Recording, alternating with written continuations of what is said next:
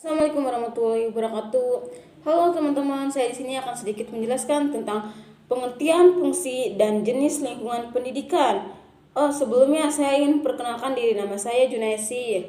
Saya dari Universitas Primagraha dari kelas RAB. Manusia selama hidupnya selalu akan mendapatkan pengaruh dari keluarganya, sekolah, dan masyarakat luas. Setiap bayi manusia dilahirkan dalam lingkungan keluarga tertentu yang merupakan lingkungan pendidikan terpenting sampai anak mulai masuk tanaman ke anak-anakan ataupun sekolah. Keluarga sering dipandang sebagai lingkungan pendidikan pertama dan utama. Peran sekolah dan masyarakat makin penting, namun peran keluarga tidak terputus. Di dalam Undang-Undang Republik Indonesia Nomor 2 Tahun 1989 tentang disisihkannya peranan ketiga Pusat Pendidikan itu menjiwai berbagai ketentuan di dalamnya. Pasal 1 ayat 3 menetapkan bahwa silidinasi adalah satu keseluruhan yang terpandu dari semua satuan dan kegiatan pendidikan yang berkaitan satu dengan lainnya untuk mengusahakan tercapainya tujuan pendidikan nasional. Tentang dua jalur pendidikan yakni jalur pendidikan sekolah dan jalur pendidikan luar sekolah, meliputi keluarga, kelompok belajar khususnya, dan sebagainya. Pengertian dan fungsi lingkungan pendidikan. Pengalaman itu terjadi karena interaksi manusia dengan lingkungannya, baik lingkungan fisik maupun lingkungan sosial. Manusia secara efisien dan efektif itulah yang disebut dengan pendidikan. Pendidikan itu disebut lingkungan pendidikan khususnya pada tiga lingkungan utama. Pendidikan yakni keluarga, sekolah, dan masyarakat. Umat Tritaya S 1990 39 40. Lingkungan pendidikan pertama dan utama adalah keluarga. Berdasarkan perbedaan ciri-ciri penyelenggaraan pendidikan pada tiga lingkungan pendidikan itu, yaitu pendidikan informal, pendidikan formal, dan pendidikan informal. Pendidikan yang terjadi dalam lingkungan keluarga berlangsung alamiah dan wajar, serta disebut pendidikan informal. Pendidikan di sekolah adalah pendidikan yang secara sengaja direncanakan dan dilaksanakan dengan aturan-aturan yang ketat, seperti harus berjenjang dan berkeseimbangan, sehingga disebut pendidikan formal. Pendidikan di lingkungan masyarakat umpamanya khusus dan masyarakat belajar tidak dipersyaratkan berjenjang dan berkeseimbangan serta dengan aturan-aturan yang lebih longsor, sehingga disebut pendidikan non formal. Pasal 31 ayat 2 dari Undang-Undang 1945 telah ditetapkan Undang-Undang RI Nomor 2 Tahun 1989 tentang pendidikan beserta peraturan pelaksanaannya yang menetapkan kembali pendidikan di Indonesia, termasuk lingkungan pendidikan. Itu membedakan dua jalur pendidikan, yakni jalur pendidikan sekolah dan jalur pendidikan luar sekolah. Jalur pendidikan sekolah adalah pendidikan yang diselenggarakan di sekolah melalui kegiatan belajar mengajar yang berjenjang dan berkesinambungan, mulai dari pendidikan prasekolah sekolah, tanaman ke anak-anakan, pendidikan dasar SD dan SLTP, pendidikan menengah, dan pendidikan tinggi. Sedangkan jalur pendidikan luar sekolah merupakan pendidikan yang diselenggarakan di luar sekolah melalui kegiatan belajar mengajar yang harus berjenjang dan berkesinambungan, baik dilembagakan maupun tidak, yang meliputi pendidikan keluarga, pendidikan pasca sekolah seperti kelompok bermain dan penitipan anak, kursus kelompok belajar, dan sebagainya. Fungsi lingkungan pendidikan adalah membantu peserta didik dalam berinteraksi dengan berbagai lingkungan sekitarnya, mulai dari fisik, sosial, dan budaya, terutama berbagai sumber daya pendidikan yang tersedia agar dapat dicapainya tujuan pendidikan yang optimal. Pusat pendidikan. 3 lingkungan pendidikan yang terutama yakni keluarga, sekolah, dan masyarakat. Dan ketiganya disebut tri pendidikan. Keluarga kehilangan sejumlah fungsi yang semula menjadi tanggung jawab, namun keluarga masih tetap merupakan lembaga yang paling penting dalam proses sosialisasi anak, karena keluarga yang memberikan tuntunan dan contoh-contoh semenjak masa anak sampai dewasa dan berdiri sendiri. Adanya perubahan fungsi keluarga mempunyai pengaruh besar terhadap proses pendidikan pada umumnya, termasuk pendidikan formal. Keluarga pada umumnya yang belum maju, orang tua merupakan sumber pengetahuan dan keterampilan yang diwariskan atau diajarkan kepada anak-anaknya. Keluarga merupakan pengelompokan primer yang terjadi dari sejumlah kecil orang karena hubungan semenda dan saudara. Ibu merupakan anggota keluarga yang mulai paling berpengaruh terhadap tumbuhnya berkembangnya anak. Namun pada akhirnya seluruh anggota keluarga itu ikut berinteraksi dengan anak. Pendidikan keluarga merupakan bagian dari jalur pendidikan luar sekolah yang diselenggarakan dalam keluarga dan yang memberikan keyakinan agama, yakni nilai budaya, nilai moral, dan keterampilan. Ada pada pasal 10 ayat 4 dalam penjelasan undang-undang tersebut ditegaskan bahwa pendidikan keluarga itu merupakan salah satu upaya mencerdaskan kehidupan bangsa melalui pengalaman seumur hidup. Menurut Ki Haji Dewantara, suasana kehidupan keluarga merupakan tempat yang sebaik-baiknya untuk melakukan pendidikan seseorang, pendidikan individu maupun pendidikan sosial. Mengapa manusia mempunyai natural atau egois yang berarti bahwa buat ibu bapak perlu pendidikan itu merupakan akibat natural, ditanda kutipi natural, untuk melanjutkan keturunan. Ki Haji Hajar Dewantara 1962 dari Wayang Ardiansa 1986 modul 1/5-6. Lingkungan keluarga sesungguhnya merupakan pusat pendidikan yang penting dan menentukan. Karena itu, tugas pendidikan adalah mencari cara membantu para ibu-ibu dalam 3 keluarga agar dapat mendidik anaknya dengan optimal. Anak-anak yang biasa turut serta mengerjakan segala pekerjaan di dalam keluarganya dengan sendirinya, mengalami dan mempraktekkan bermacam-macam kegiatan yang amat berfaedah bagi pendidikan watak dan budi pekerti, seperti kejujuran, keberanian, ketenangan, dan sebagainya. Keluarga juga membina dan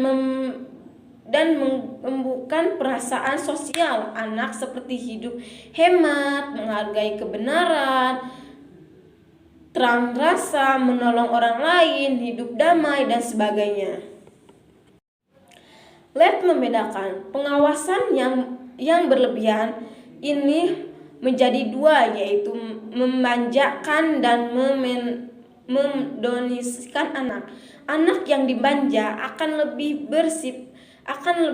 bersifat tidak menurun, agresif dan suka menetahkan. Sebaliknya, anak yang diasuh oleh ibu yang suka mendonasikan akan berkembang menjadi anak yang menurut dan selalu tergantung kepada orang lain.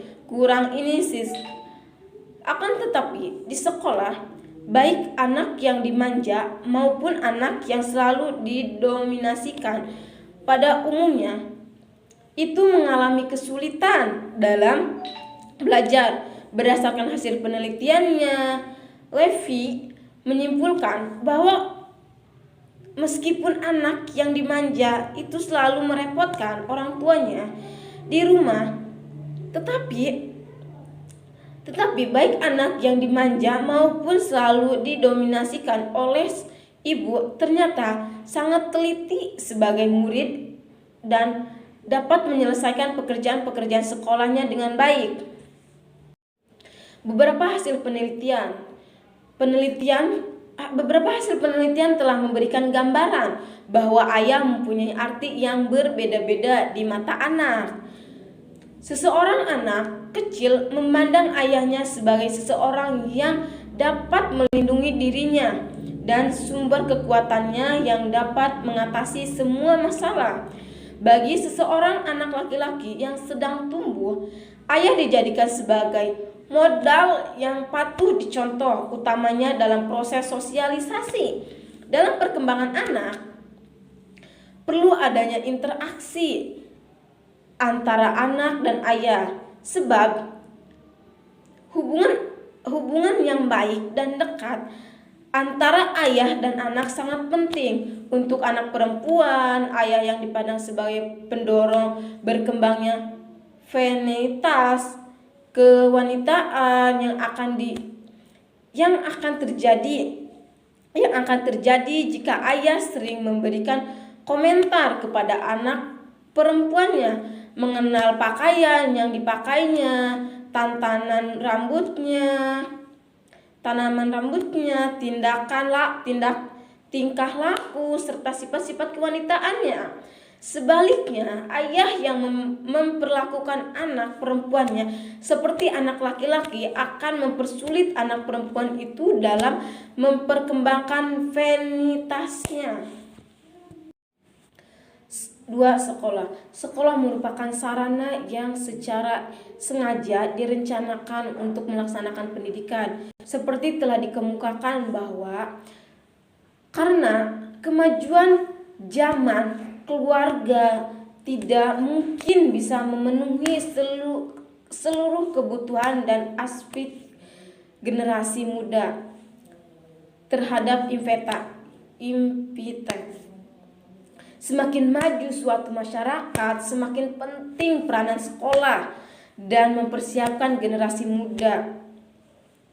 Sebelum masuk dalam proses pembangunan masyarakat itu, sekolah juga menerima banyak kritik atas berbagai kelemahan dan kekurangannya yang mencapai puncaknya dengan gagasan Ivan Els untuk Sekolah merupakan sarana yang secara sengaja direncanakan untuk melaksanakan pendidikan. Seperti telah dikemukakan bahwa karena kemajuan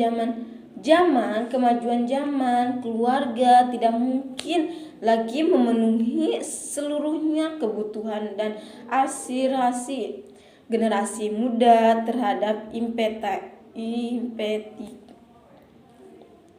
Semakin maju suatu masyarakat, semakin penting peran sekolah dan dalam mempersiapkan generasi muda. Sebelum masuk dalam proses perkembangan masyarakatnya itu, sekolah juga menerima banyak kritik atas berbagai kelemahan dan kekurangannya yang mencapai puncaknya dengan gagasan Ivan Les untuk membebaskan masyarakat dari wajib sekolah dengan buku yang terkenal Bebas dari Sekolah Das Horst Nietzsche 1972 sampai 1982. Meskipun gagasan itu belum dapat diwujudkan, termasuk di negeri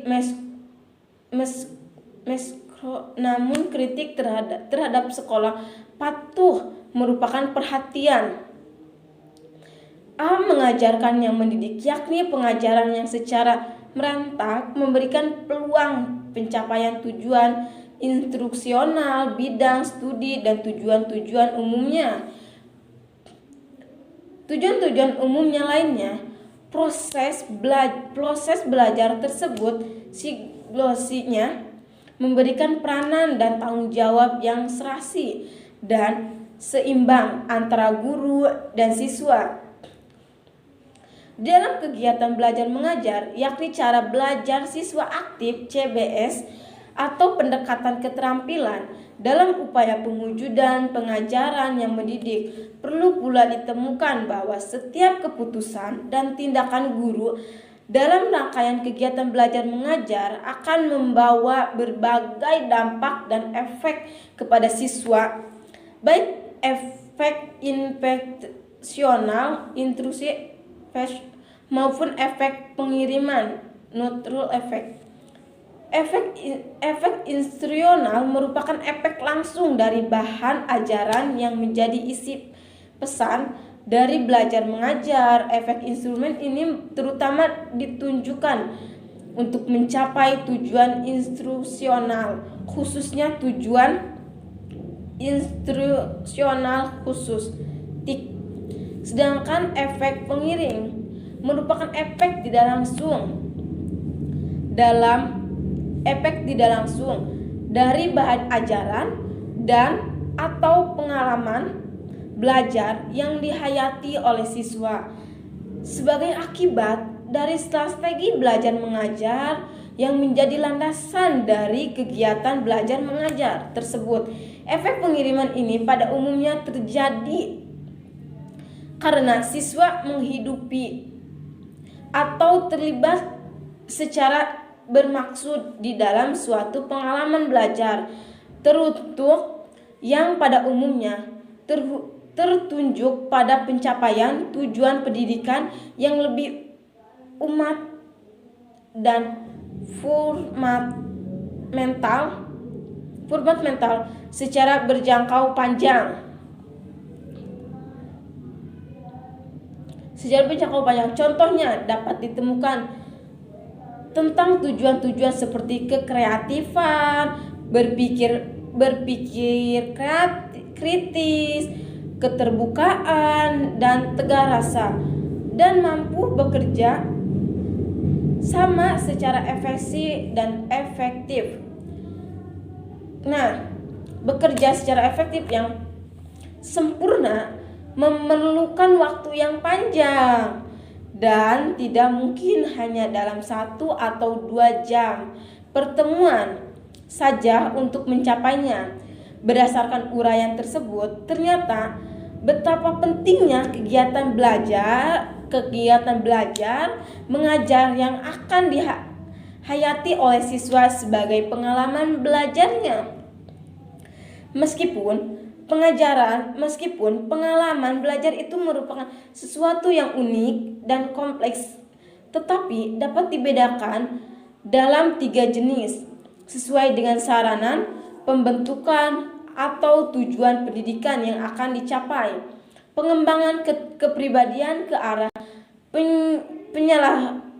penyerahan jati diri sebagai manusia Indonesia merupakan sisi lain dari tujuan pendidikan TVUN. Disampaikan pengasuh ilmu perusahaan ilmu pengetahuan dan teknologi, bahkan Pak Ud Hasab menemukan bahwa penetapan kesejatian dari lebih penting daripada apa yang tergolong sebagai milik perusahaan ilmu pengetahuan dan teknologi.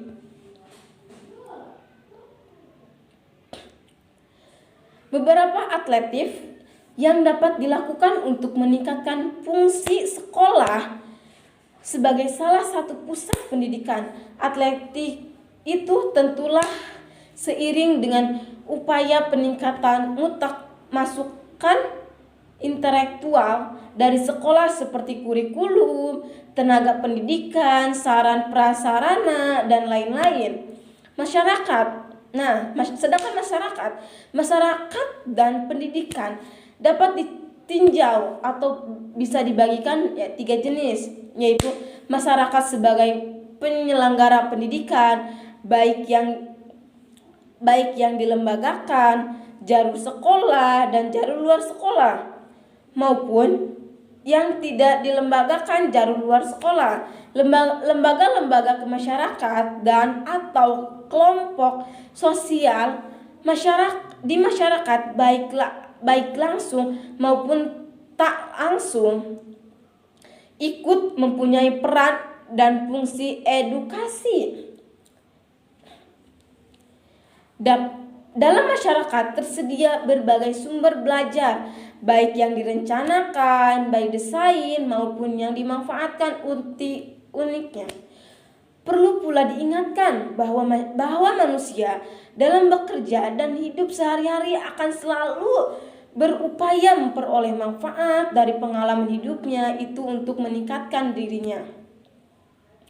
Implikasi dari asas tersebut adalah dalam beberapa tahun terakhir ini belajar melalui pengalaman extracurricular makin lama makin penting. Clear 1984 bahkan telah dinilai dan diakui sebagai sesuatu yang tertera dengan hasil belajar lainnya melalui penilaian hasil belajar, melalui pengalaman Landi 1994. Bahkan di Amerika Serikat telah ditemukan beberapa khususnya untuk memberikan peluang seseorang yang berpengalaman dalam hidupnya memperoleh penguatan pendidikan tinggi seperti pada Stanford Youth Learning dan Deschutes Universitas dalam Undang-Undang Republik Indonesia Nomor 2 Tahun 1989. Sisiknak gagasan-gagasan tersebut telah tercermin dalam pasal 24 ayat 2 pendidikan berkelanjutan dan terbuka, pasal 26 dan lain-lain. Kelompok Serbaya mungkin paling besar pengaruhnya terhadap pembentukan kepribadian, terutama pada saat anak-anak berusaha melepaskan diri dari pengaruh kekuasaan orang tua. Yang dimaksud kelompok Serba adalah suatu kelompok yang terdiri dari orang-orang yang bersamaan usianya antara kelompok bermain pada masa kanak-kanakan, kelompok seksualis seksual yang hanya beranggota anak-anak sejenis kelamin atau yaitu kelompok anak-anak nakal.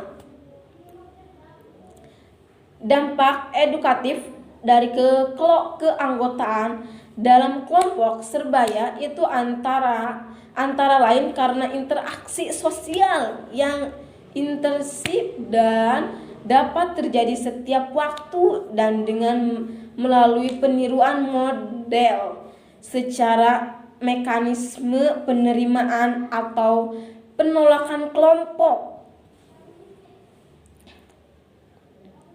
Terdapat beberapa tinggal kelompok Serba terhadap anggotanya antara lain sebagai berikut. 1. Mengajar, berhubungan dan menyesuaikan diri dengan orang lain. Memperkenalkan kehidupannya masyarakat yang lebih luas. Menguatkan sebagai dari nilai-nilai yang berlaku dalam kehidupan masyarakat orang dewasa. Memberikan kepada anggota-anggota cara-cara untuk membebaskan diri dari pengaruh kekuasaan otoritas. memberikan pengalaman untuk mengadakan hubungan yang didasari pada prinsip persamaan hak, memberikan pengetahuan yang tidak bisa diberikan oleh keluarga secara meluaskan, pengetahuan mengenai cita rasa berpakaian, musik, jenis tingkah laku tertentu dan lain-lainnya. Nah, memperluas cakapan mengalami anak sehingga ia menjadi orang yang lebih kompleksi. Dikemukakan salah satu faktor dalam lingkungan masyarakat yang semakin penting peranannya, yakni media massa. Pada umumnya, media massa itu mempunyai 3 fungsi, yakni informasi, edukasi, dan relasi. Karena kemajuan teknologi komunikasi pada masa ini dan terlihat masa yang akan datang, maka media massa sedang mengalami perubahan yang cepat. Media massa sebagai alat komunikasi dan relasi yang menjangkau banyak orang telah menjadi suatu kekuatan mendorong yang besar dalam kehidupan orang. Media massa mempunyai sumbangan yang besar dalam mengintegrasikan kebudayaan secara mensosialisasikan generasi mudanya. Pengaruh timbal balik. Nah, sekarang pengaruh timbal balik antara tripusat pendidikan terhadap perkembangan peserta didik. Perkembangan peserta didik seperti juga tumbuh kembang anak pada umumnya dipengaruhi oleh berbagai faktor, yakni bereditas, lingkungan, proses perkembangan, dan argumen. Khususnya untuk faktor lingkungan, peran tripusat pendidikan itulah yang paling menentukan, baik secara sendiri maupun secara bersama-sama.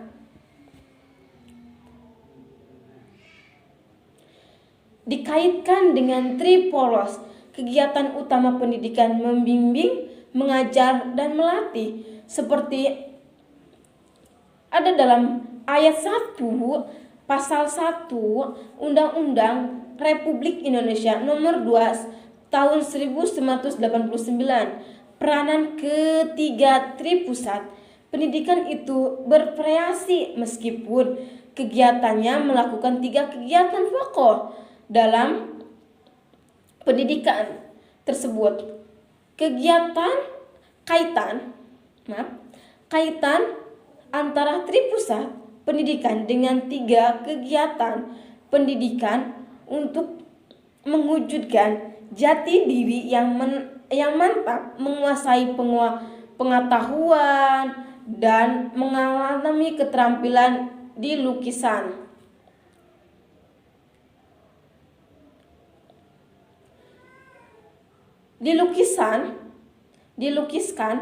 Dilukiskan bahwa setiap pusat pendidikan dapat berpeluang memberikan kontribusi yang besar dalam 3 kegiatan pendidikan, yaitu pembimbingan dalam upaya penetapan pribadi yang berbudaya, pengajaran dalam upaya penguasaan pengetahuan, pelatihan dalam upaya pemahiran keterampilan.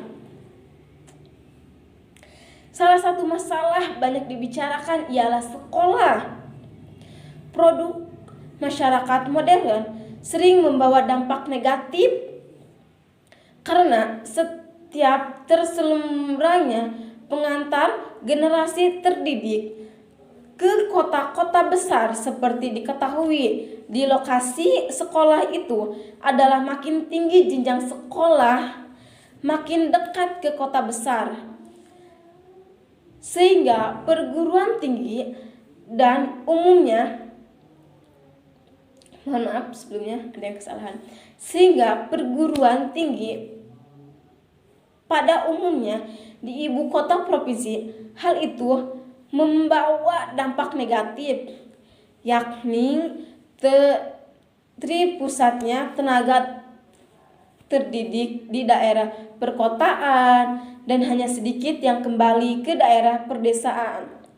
Program-program kuliah kerja nyata KKN, bisa disebut dengan KKN ya, kalau misalkannya di perkuliahan itu program KKN itu kuliah kerja nyata.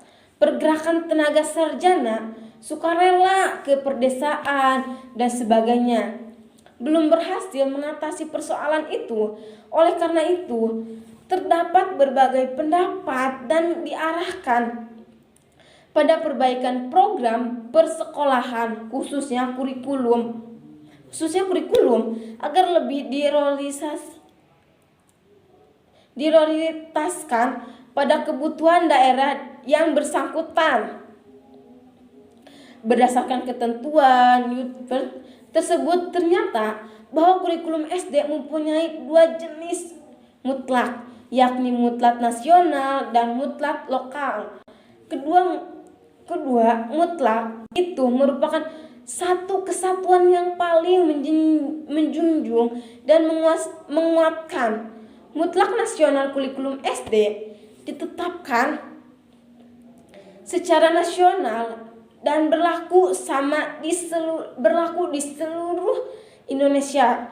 Undang-Undang RI udah dijelaskan dalam Undang-Undang RI nomor 2 tahun 1989 pasal 38 ayat 2. Sedangkan mutlak lokal kurikulum SD dapat berupa mata pelajaran tambahan dan atau pengajaran tambahan.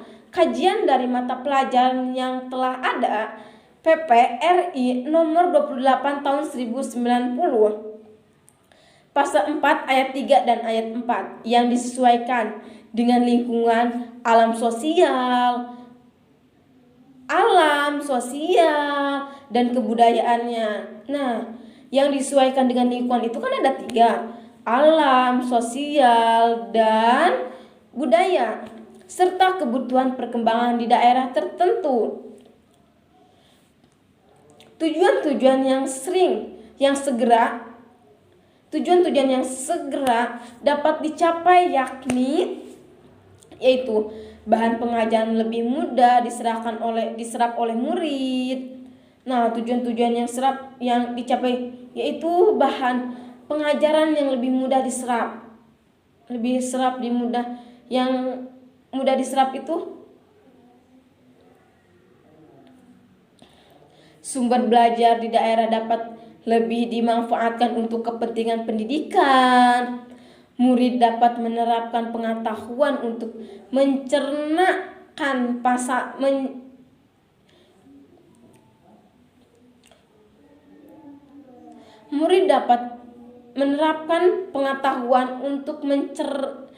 memecahkan masalah yang ditemukan di sekitarnya.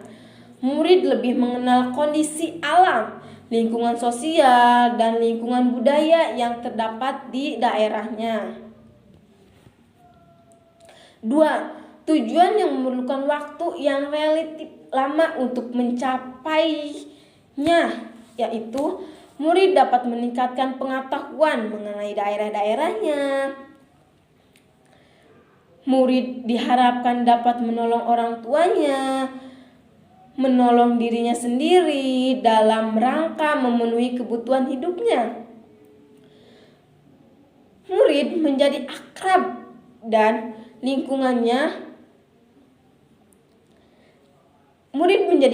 dengan lingkungannya dan terhindar dari ketersekan terhadap lingkungannya sendiri. Sekian dari saya, terima kasih. Mohon maaf yang sebesar-besarnya. Kurang dan lebihnya saya mohon maaf yang sebesar-besarnya. Mungkin dari pengetahuan saya hanya sedikit dan tidak hanya itu saja yang dari saya sampaikan. Kurang dan lebihnya mohon maaf. Assalamualaikum warahmatullahi wabarakatuh. Terima kasih teman-teman.